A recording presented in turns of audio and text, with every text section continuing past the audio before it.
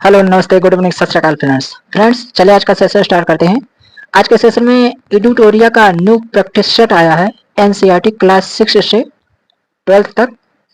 उसका चलिए practice set number 3 करते हैं। इसके पहले प्रैक्टिस सेट नंबर 1 और 2 की वीडियो अपलोड हो चुकी है। डिस्क्रिप्शन बॉक्स में लिंक मिल जाएगा, आप जाकर उसको जरूर देख लीजिएगा। फ्रेंड्स, इसका अनुसार मैं अपने टेलीग्राम चैनल पे प्रोवाइड करवा दे रहा हूँ, तो टेलीग्राम का लिंक वीडियो के डिस्क्रिप्शन बॉक्स में दिया गया है, तो टेलीग्राम को जरूर ज्वाइन कर लें। चलिए क्वेश्चन देखते हैं। पहला क्वेश्चन है, भारतीय इतिहासकारों के द्वारा वर्णित इतिहास के संबंध में निम्नलिखित कथनों पर विचार करें। भारतीय इतिहास को आमतौर पर प्राचीन, मध्यकालीन तथा आधुनिक काल में बांटकर देखते हैं। सत्य है। इतिहास को इन खंडों में बांटने की यह समझ पश्चिम से आई, ये भी सही है। दोनों कथन सत्य हैं। आधुनिक समाज की विशेषताओं में क्या सम्मिलित है? तो स्वतंत्रता है, समानता है, लोकतंत्र है। 1, 2, 4 सामंती व्यवस्था नहीं है। रॉबर्ट क्लाइव ने हिंदुस्तान का नक्शे तैयार करने का काम किसे सौंपा था? तो किसे सौंपा था? जेम्स रेनेले को। 1929 के आर्थिक महामंदी के संबंध में निम्नलिखित कथनों पर विचार करें। सत्य कथन का चयन करना है। तो अमेरिकी शेयर बाजार में बड़ी मात्रा में बिकवाली के कारण आर्थिक महामंदी की शुरुआत हुई, यह सही है। अमेरिकी महामंदी का सबसे बुरा प्रभाव जर्मन अर्थव्यवस्था पर पड़ा, यह भी सही है। दोनों कथन सत्य हैं। 1946 में दिल्ली में हुए पुलिस हड़ताल का मुख्य कारण क्या था? क्या था? कम वेतन, खराब भोजन, दोनों था। बहादुर शाह जफर के बेटों को किस अंग्रेज अधिकारी ने गिरफ्तार किया था? तो किसने गिरफ्तार किया था? कैप्टन हडसन ने। अगला क्वेश्चन है, वाणिज्यिक कंपनियों के बारे में निम्नलिखित कथनों पर विचार करें। सत्य कथन का चयन करना है। तो वाणिज्यिक कंपनियों का मुख्य लक्ष्य प्रतिस्पर्धा से बचकर मुनाफा कमाना था, सत्य है। वे सस्ती चीजें खरीदकर उन्हें उच्च कीमतों पर बेचती थी, ये भी सही है। दोनों कथन सही हैं।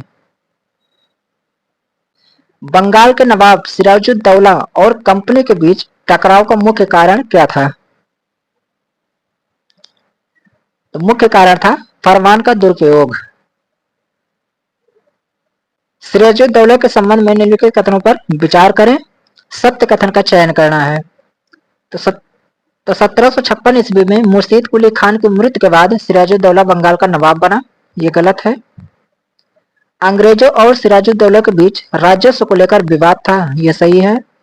सिराजुद्दौला का रॉबर्ट क्लाइव के साथ 1757 ईस्वी में प्लासी का युद्ध हुआ, यह भी सही है। 2 और 3 सही है, पहला कथन गलत है। सिराजुद्दौला के हार का सर्वप्रमुख कारण क्या था? क्या था? सेनापति मीर जाफर की धोखेबाजी। प्लासी के युद्ध के पश्चात उत्पन्न परिस्थितियों के संदर्भ में निम्नलिखित कथनों पर विचार करें। असत्य कथन का चयन करना है। तो कंपनी ने बंगाल का प्रशासन नहीं संभाला क्योंकि इसका मुख्य उद्देश्य व्यापार फैलाना था, यह सत्य है। सिराजुद्दौला को मार दिया गया और मीर कासिम बंगाल का नवाब बना, यह कथन असत्य है। तो असत्य कथन का चयन करना है, तो कथन 2 असत्य है। वर्ष 1764 की बक्सर की लड़ाई के समय बंगाल का नवाब कौन था? तो उस समय बंगाल का नवाब मीर जाफर था। बक्सर के युद्ध के संबंध में निम्नलिखित कथनों पर विचार करें। सत्य कथन का चयन करना है। बक्सर की लड़ाई केवल अंग्रेजों और मीर कासिम के बीच हुई, गलत है। बक्सर के युद्ध के पश्चात मुगल सम्राट ने कंपनी को बंगाल की दीवानी और फौजदारी अधिकार दे दिए, ये भी गलत है। दोनों कथन गलत हैं। फ्रेंड्स, इसका आंसर मैं अपने टेलीग्राम चैनल पे प्रोवाइड करवा दूंगा। टेलीग्राम का लिंक वीडियो के डिस्क्रिप्शन बॉक्स में दिया गया है, तो टेलीग्राम को जरूर ज्वाइन कर लें और चैनल पे पहली बार आए हैं चैनल को जरूर सब्सक्राइब कर लें, क्योंकि ये इंपॉर्टेंट सीरीज चल रही है फॉर एवरी एग्जामिनेशन। सभी एग्जाम के लिए बहुत ही इंपॉर्टेंट सीरीज चल रही है। सहायक संधि के संदर्भ में निम्नलिखित कथनों पर विचार करें। सत्य कथन का चयन करना है। तो सहायक संधि अपनाने वाली रियासतों को अपनी स्वतंत्र सेना रखने का अधिकार नहीं होता था, ये सही है। सहायक संधि अपनाने वाली रियासतों को कंपनी द्वारा सुरक्षा दी जाती थी, ये भी सही है। सुरक्षा की निर्धारित रकम नहीं चुकाने पर कंपनी उसके रियासत का इलाका अपने कब्जे में ले लेती थी, ये भी सही है। तीनों कथन सत्य हैं। हैदर अली की मृत्यु किस आंग्ल मैसूर युद्ध में हुई थी? तो हैदर अली की मृत्यु द्वितीय आंग्ल मैसूर युद्ध में हुई थी। टीपू सुल्तान ने अंग्रेजों के खिलाफ निम्न में से कौन से कदम उठाए? सत्य कथन का चयन करना है। तो 1786 ईस्वी में टीपू सुल्तान ने अपने रियासतों के अंतर्गत पड़ने वाले बंदरगाहों से चंदन की लकड़ी, काली मिर्च और इलायची का निर्यात रोक दिया, ये गलत है। उसने फ्रांसीसी व्यापारियों के साथ घनिष्ठ संबंध विकसित किए, ये सही है। फ्रांसीसियों की मदद से अपनी सेना का आधुनिकीकरण किया, ये भी सही है। 2 और 3 कथन सत्य हैं। 1799 ईस्वी में टीपू के हार के परिणाम के संबंध में निम्नलिखित कथनों पर विचार करें। सत्य कथन का चयन करना है। श्रीरंगपट्टम की रक्षा करते हुए टीपू मारा गया, सही है। बोडियार राजवंश के हाथों में मैसूर की सत्ता सौंप दी गई, ये भी सही है। मैसूर पर सहायक संधि थोप दी गई, ये भी सही है। तीनों कथन सत्य हैं। सर्वोच्चता की नीति किसके द्वारा आरंभ की गई थी? तो आरंभ की गई थी लॉर्ड हेस्टिंग के द्वारा। रानी चेन्नम्मा के संबंध में निम्नलिखित कथनों पर विचार करें। रानी चेन्नम्मा का संबंध कर्नाटक से है, सत्य है। रानी चेन्नम्मा अंग्रेजों के खिलाफ अहिंसक आंदोलन करने वाली पहली शासिका थी, यह गलत है। 1824 ईस्वी में उन्हें गिरफ्तार किया गया और 1829 में जेल में ही उनकी मृत्यु हो गई, ये भी सही है। 1 और 3 कथन सत्य हैं। कंपनी ने सिंध पर किस वर्ष कब्जा किया? तो किया था 1843 में। सहायक संधि के संबंध में मिलान करें, एक तरफ है रियासतें और दूसरी तरफ है वर्ष। सतारा मिलाया गया था 1848 में, संबलपुर मिलाया गया था 1850 में, उदयपुर मिलाया गया था 1852 में और नागपुर मिलाया गया था 1853 में। तो इसका होगा पहले का बी, दूसरे का ए, तीसरे का डी, चौथे का सी। अवध के अधिकरण के संबंध में निम्नलिखित कथनों पर विचार करें। सत्य कथन का चयन करना है। तो अंग्रेजों ने अवध की जनता को कुशासन से आजाद कराने का तर्क देकर अवध का अधिग्रहण किया, सही है। अवध पर 1801 ईस्वी में सहायक संधि थोप दी गई थी, यह भी सही है। जनता अवध के नवाब से परेशान थी अतः उन्होंने अधिग्रहण का विरोध बड़े स्तर पर नहीं किया, यह गलत है। कथन 1 और 2 सत्य हैं। गवर्नर जनरल वारेन हेस्टिंग द्वारा लागू किए गए न्याय व्यवस्था की निम्नलिखित विशेषताएं थीं। तो हर जिले में 2 अदालत बनाई गई, फौजदारी अदालत और दीवानी अदालत, सही है। दीवानी अदालतों के मुखिया यूरोपीय जिला कलेक्टर होते थे, जिसमें यूरोपीय पद्धति पर दीवानी कार्य किए जाते थे, यह गलत है। फौजदारी अदालतें अभी भी काजी और मुफ्ती के अंतर्गत थी, लेकिन वह भी कलेक्टर की निगरानी में काम करते थे, यह सत्य है। कथन 1 और 3 सत्य है, दूसरा कथन असत्य है। वारेन हेस्टिंग पर किसने इंग्लैंड में महाभियोग चलाया था? तो किसने चलाया था? एडमंड बर्क ने। जिस समय बंगाल में अस्थायी बंदोबस्त लागू किया गया उस समय बंगाल का गवर्नर जनरल कौन था? तो उस समय था लॉर्ड कॉर्नवालिस। अस्थायी बंदोबस्त के संबंध में निम्नलिखित कथनों पर विचार करें। इसमें असत्य कथन का चयन करना है। तो अस्थायी बंदोबस्त का लाभ प्रारंभ में कंपनी को मिला, मगर बाद में उन्हें जमींदार की अपेक्षा कम लाभ प्राप्त हुआ है, सत्य है। अस्थायी बंदोबस्त की रकम ज्यादा होने के कारण कई जमींदारों की जमींदारी राजस्व चुकाने में विफल होने के कारण छीन ली गई, ये भी सही है। किसानों के लिए यह व्यवस्था दमनकारी सिद्ध हुई क्योंकि लगान की रकम बहुत ज्यादा थी और जमीन पर उसका अधिकार सुरक्षित नहीं था, ये भी सही है। तो असत्य कथन का चयन करना है, तो कोई भी असत्य कथन नहीं है। महालवाड़ी व्यवस्था लागू करते समय बंगाल का गवर्नर जनरल कौन था? Lord Hasting. मालवाड़ी व्यवस्था के संबंध में निम्नलिखित कथनों पर विचार करें, सत्य कथन का चयन करना है। अलेक्जेंडर रीड ने इसे पहली बार लागू किया, यह गलत है। यह व्यवस्था महाल जो गांव का समूह होता था उस गांव से की जाती थी, यह सही है। भू राजस्व की रकम निश्चित रूप से तय कर दी जाती थी, जिसको चुकता करने की जिम्मेदारी सामूहिक रूप से महाल की होती थी, यह भी गलत है। केवल 2 कथन सत्य हैं। रैयतवाड़ी व्यवस्था के संबंध में निम्नलिखित कथनों पर विचार करें, सत्य कथन का चयन करना है। तो सबसे पहले कैप्टन अलेक्जेंडर रीड ने इस व्यवस्था को लागू किया, सही है। भू राजस्व वसूलने की व्यवस्था किसी संस्था या जमींदारों से न करके सीधे रैयतों से किया गया, यह भी सही है। दोनों कथन सत्य हैं। बंगाल में नील विद्रोह किस वर्ष हुआ? कब हुआ था? 1859 में। निम्न में से कौन सा आदिवासी समूह पशुपालक नहीं थे? तो कौन से नहीं थे? बैगा समूह।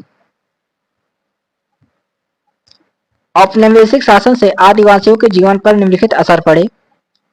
आदिवासी मुखियाओं से उनका मालिकाना हक और शासकीय शक्तियां छीन ली गई और उन्हें ब्रिटिश अधिकारियों द्वारा बनाए गए नियम को मानने के लिए बाध्य कर दिया गया, यह गलत है। घुमंतु काश्तकारों को एक स्थान पर रहने के लिए बाध्य करने का प्रयास किया जाने लगा, यह सही है। चलिए देखते हैं क्या पूछ रहा है। तो सत्य कथन का चयन करना है, तो केवल कथन 2 सत्य है। आदिवासी विद्रोह तथा उनके घटित होने वाले वर्ष का मिलान करना है। एक तरफ है आदिवासी विद्रोह, दूसरी तरफ है वर्ष।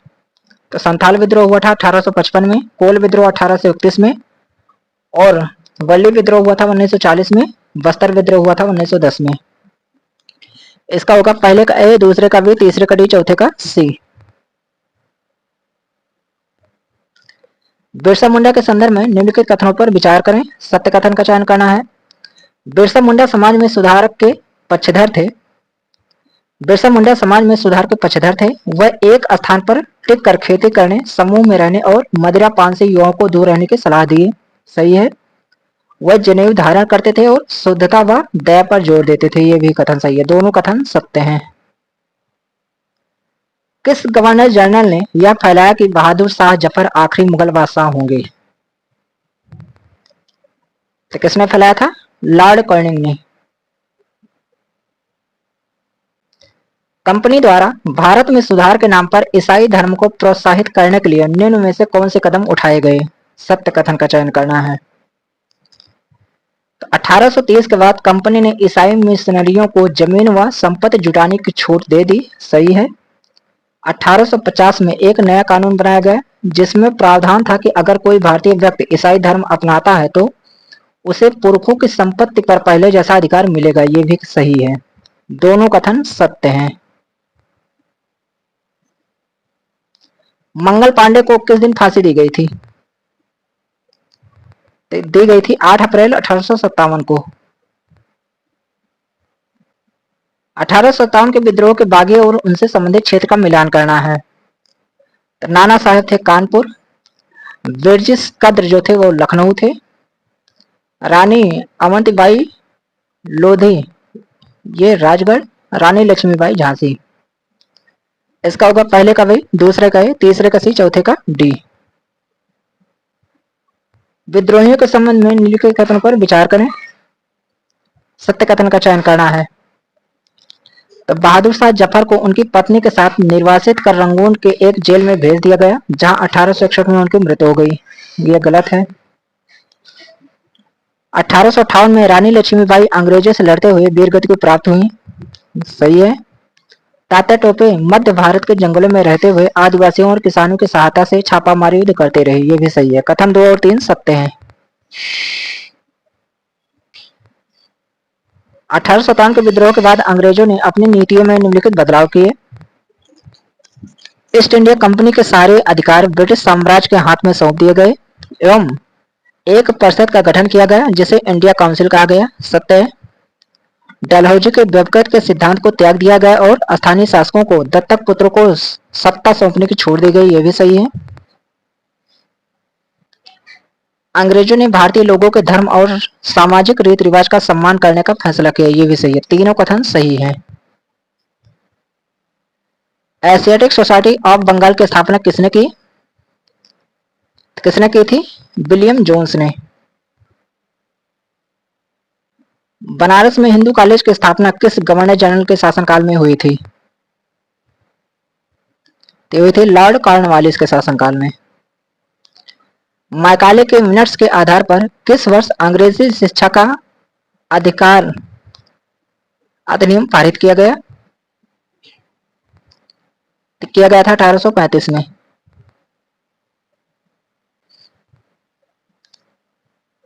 1858 के बुड डिस्पैच के संबंध में निम्नलिखित कथनों पर विचार करें। सत्य कथन का चयन करना है। बुड के नीति पत्र में यूरोपीय शिक्षा से भारतीयों के नैतिक चरित्र उत्थान का तर्क दिया गया। सही है। बुड के नीति पत्र के आधार पर 1854 में सरकारी विभाग का गठन किया गया ताकि शिक्षा संबंधी सभी मामलों पर सरकार का नियंत्रण किया जा सके, ये भी सही है।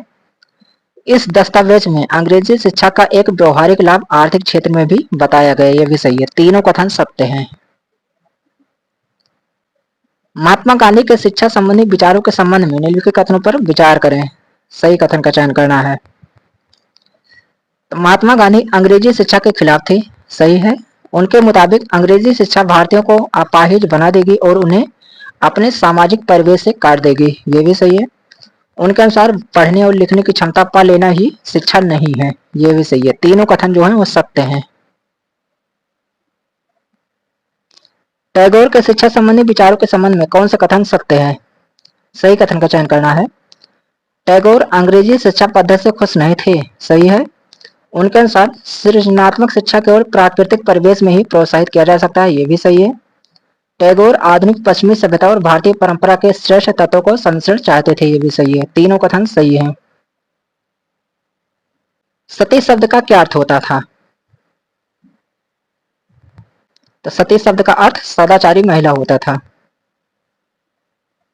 राजा राम मोहन राय के संबंध में निम्नलिखित कथनों पर विचार करना है। सही कथन का चयन करना है। उन्होंने कोलकाता में ब्राह्मण सभा की स्थापना की। सत्य है। राजा राम मोहन राय पश्चिमी शिक्षा के प्रसार के पक्षधर थे, ये भी सही है। राजा राम मोहन राय ने विधवा महिलाओं के समर्थन में विधवा विवाह के पक्ष में कानून बनाने की मांग की, ये गलत है। कथन 1 और 2 सत्य हैं। प्राचीन ग्रंथों का हवाला देकर किसने समाज सुधार की पहल प्रारंभ की? तो किसने की थी? राजा राम मोहन राय ने। विधवा विवाह का कानून किस गवर्नर जनरल के शासनकाल में पारित किया गया? तो पारित किया गया था लॉर्ड कैनिंग के शासनकाल में। फ्रेंड्स, क्वेश्चन नंबर 51 से 100 तक ये आपको नेक्स्ट पार्ट में मिलेगा। इसका आंसर मैं अपने टेलीग्राम चैनल पे प्रोवाइड करवा दूंगा। टेलीग्राम का लिंक वीडियो के डिस्क्रिप्शन बॉक्स में दिया गया है, तो टेलीग्राम को जरूर ज्वाइन कर लें। और चैनल पे पहली बार आए हैं, चैनल को जरूर सब्सक्राइब कर लें, क्योंकि ये सभी एग्जाम के पॉइंट ऑफ व्यू से बहुत ही इंपॉर्टेंट सीरीज चल रही है। चलिए मिलते हैं किसी नेक्स्ट वीडियो में, तब तक के लिए थैंक यू फॉर वॉचिंग।